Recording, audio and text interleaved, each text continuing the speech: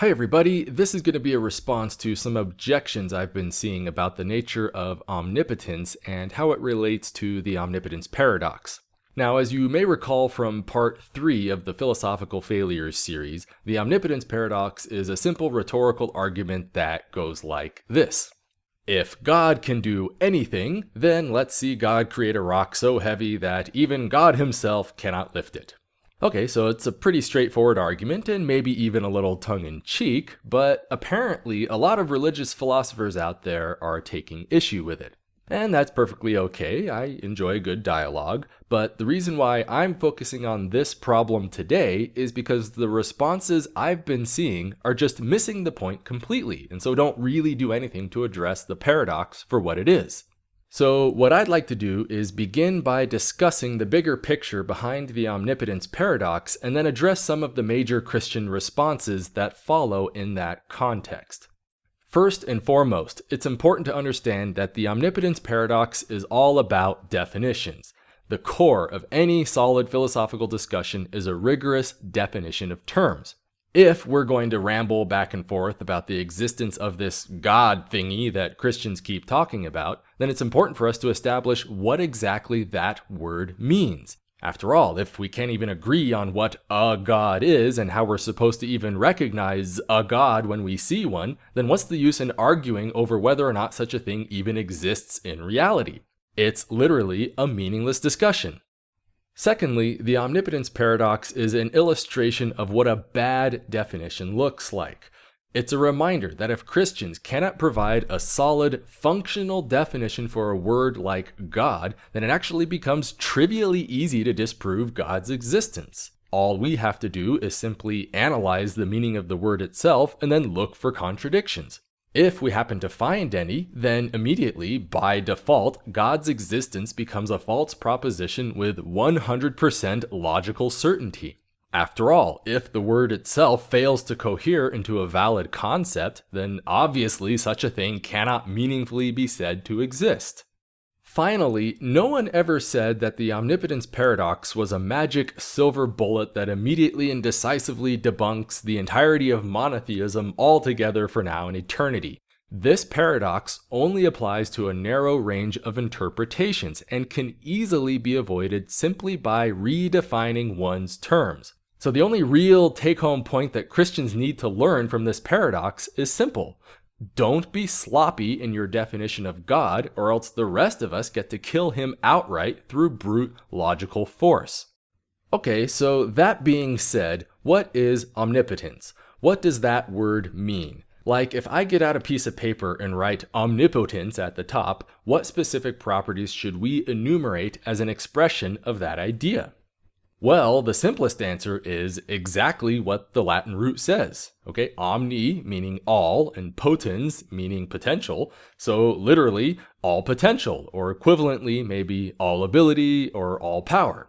Or in other words, if you can describe some state of affairs with words, then an omnipotent being can make it happen in reality.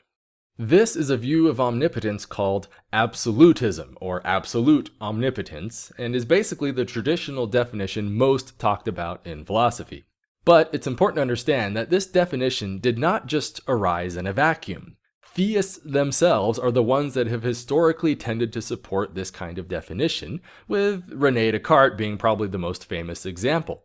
And honestly, why not? Right? The Bible itself describes God as being capable of doing, quote, all things, and even says so with unqualified redundancy. So it's really no wonder that monotheists across the ages would naively try and hold to this kind of absolutist view of omnipotence. Or, at the very least, if not absolutely, they definitely want to try and get as close as they possibly can within reason. Now, to be fair, the Bible also says that there are things God cannot do, such as lie. Of course, all this really proves is that the Bible is simply inconsistent with itself, and so it doesn't exactly help the Christian to bring this point up in defense. But ignoring that for now, the real problem is the fact that pure, absolute omnipotence is fundamentally flawed. Like we said before, if all things are possible with God, then let's see God create a rock so heavy that even God himself cannot lift it. Or more precisely, let's see God create a task that God cannot accomplish. That's a perfectly coherent thing, so let's see him do it. However, any answer one gives must violate the original definition of omnipotence. That's why it's called a paradox. No being can do all things because that definition is not self-consistent. Now, in response to this dilemma, most Christians will typically begin with something more or less like the following statement. So paraphrasing, they'll say, "That's just a straw man. Omnipotence doesn't really mean the ability to do anything. Nobody believes that. The correct definition is blah blah blah, fill in the blank." Now, before letting that thought finish, I just want to point out that there are already 3 things wrong with this. First off, it's just false. Absolutism may not be the definition that all monotheists hold to everywhere, but it is a common interpretation that people have historically held. Or, if not held directly, then they definitely tend to lean pretty heavily in that general direction. But if that's not your definition, then great for you. All that means is the paradox doesn't apply to you, does it? However, that does not absolve you from the fact that other people have definitely tried to defend plenty of close approximations to this kind of definition.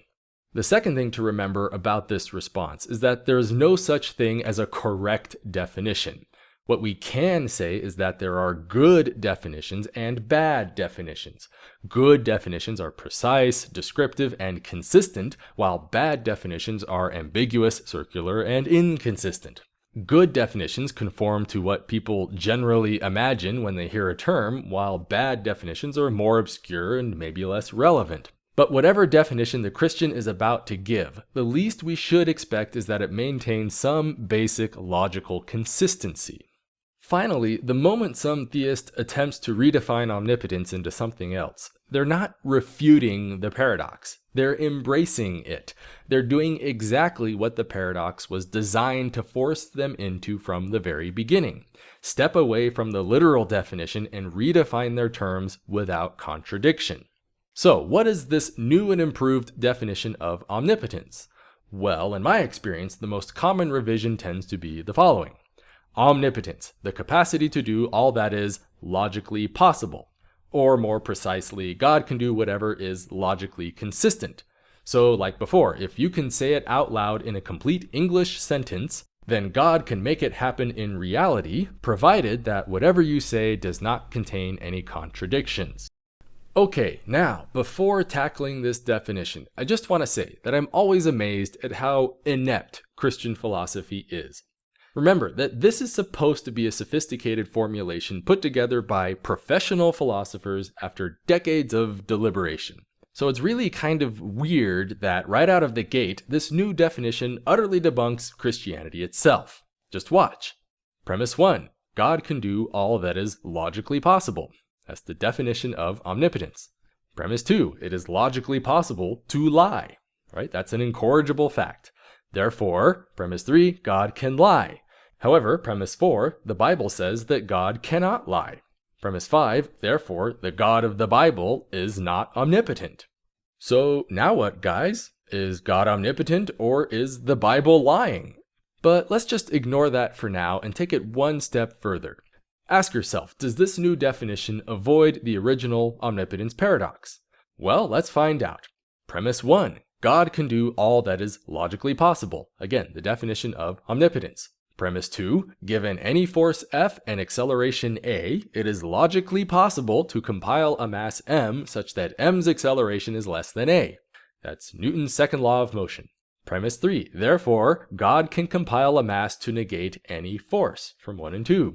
Premise 4, given any pile of mass m, it is logically possible to produce a force F that will accelerate m beyond A. Again, Newton's second law of motion.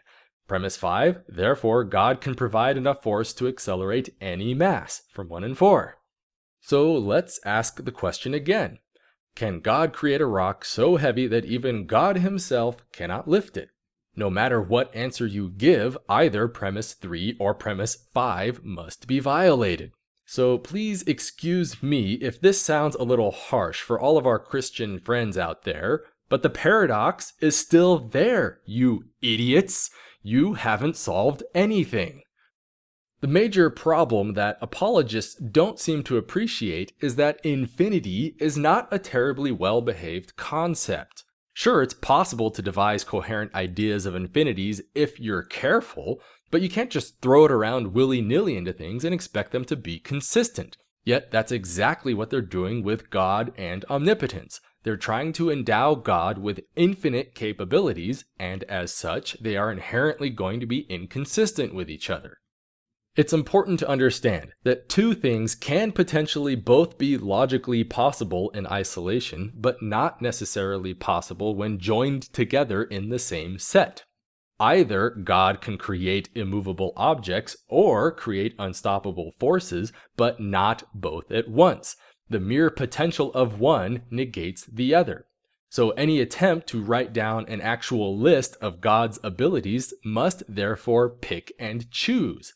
The list is therefore always going to either be incomplete or inconsistent.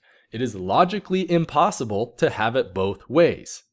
So in response to this point, one common claim by Christians is that the question itself is simply malformed, like asking if God can create a square circle. Therefore, the question itself is meaningless, and you haven't actually challenged God to do anything. The problem, of course, is that this is just plain false, and it's kind of insulting whenever some Christian makes this argument. So for example, if we simply replaced God with you, then the paradox immediately vanishes. You can personally go outside right now and pile a bunch of rocks together and lift. Repeat this process long enough, and sooner or later, you will either fail to lift the rocks, or you'll just run out of rocks trying. So obviously, the challenge is just fine. The only reason a paradox arises is because God himself is the thing that's ill-defined. Another common response you might hear is that God's omnipotence only means that God can do all that which is logically possible, provided that it's also consistent with God's nature. So for example, it's in God's nature to be honest. Therefore, God cannot lie, because that would be like asking if God can become an honest liar.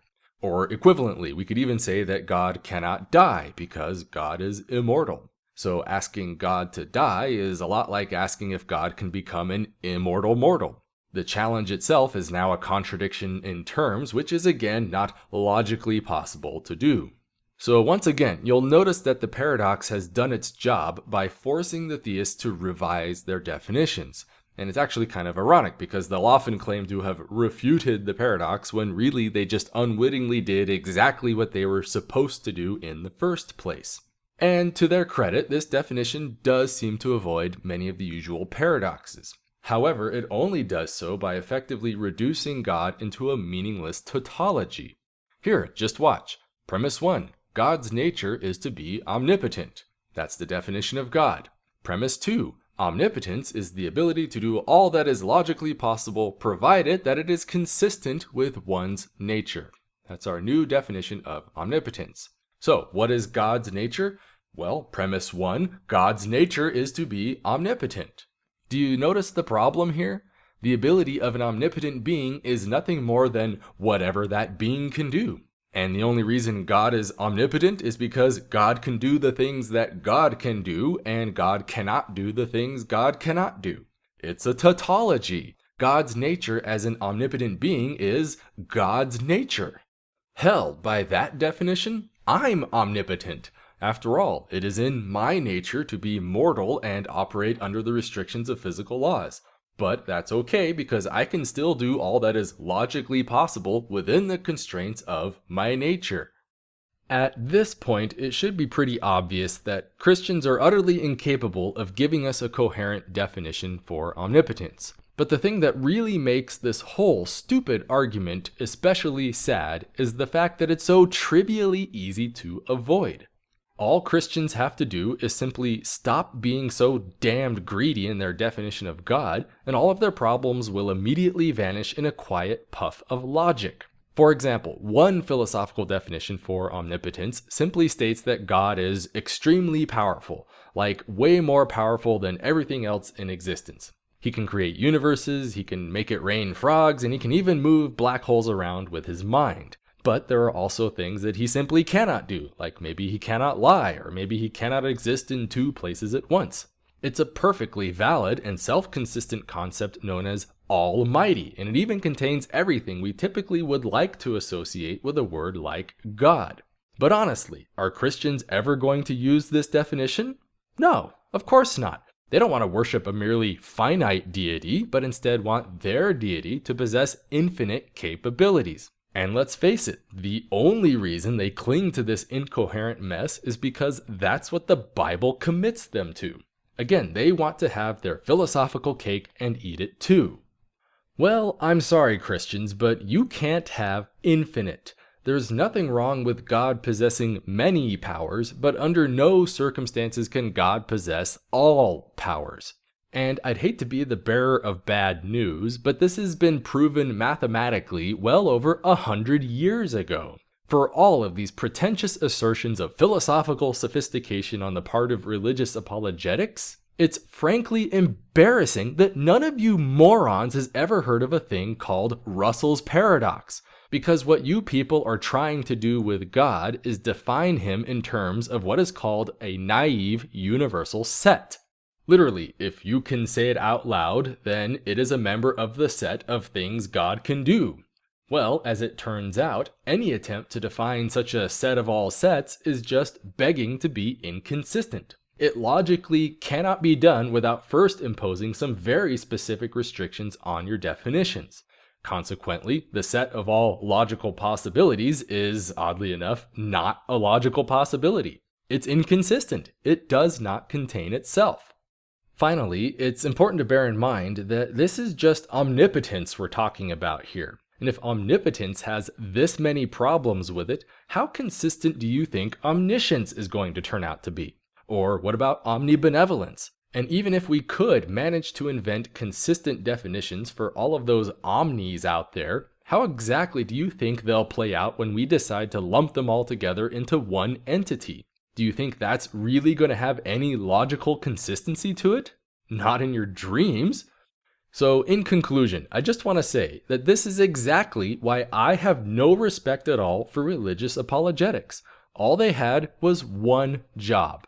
Get out a piece of paper and write omnipotence at the top, and then enumerate a list of potentialities for us to associate with that word. The only rules they had to follow were no contradictions and no recursions. And they still failed.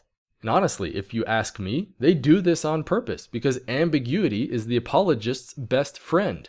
It's a wholly dishonest game designed only to present a superficial aura of sophisticated philosophical respectability while simultaneously avoiding any hard accountability in their definitions. And that is exactly why, without even leaving my own chair, I can assert with absolute 100% logical certainty that the God of Christianity does not exist.